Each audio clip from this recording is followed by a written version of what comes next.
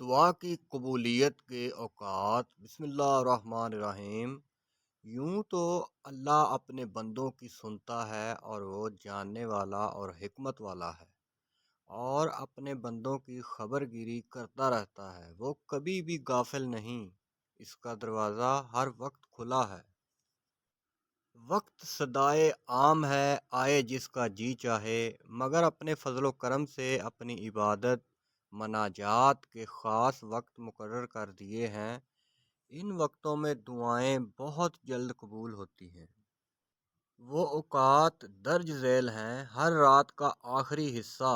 اس وقت اللہ اپنے بندے سے فرماتا ہے، مجھ سے مانگو میں دوں گا۔ رسول اللہ صلی اللہ علیہ وسلم نے فرمایا، ہمارا پروردگار ہر آخر رات میں آسمان و دنیا پر آ کر فرماتا ہے، کون ہے جو مجھ سے دعا کرے، میں اس کی دعا قبول کروں۔ کوئی مجھ سے مانگنے والا ہے، جو مجھ سے مانگے میں اس کو عطا کروں۔ کوئی روزی کا طلبگار ہے، جو مجھ سے رزق مانگے اور میں اس کو رزق عطا کروں۔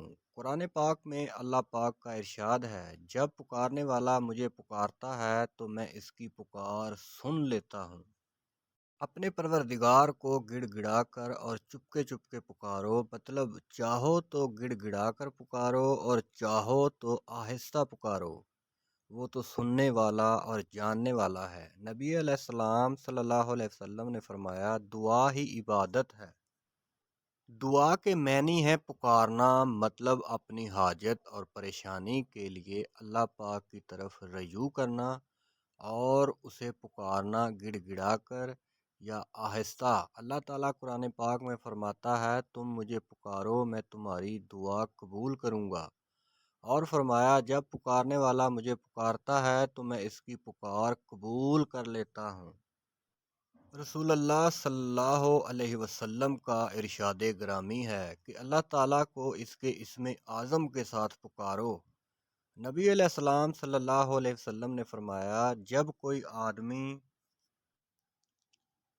3 بار پکارتا ہے، یا ارحم الراحمین، تو فرشتہ ندا کرتا ہے، اے بندے مانگ جو چاہتا ہے، پروردگار عالم تیری طرف متوجہ ہے۔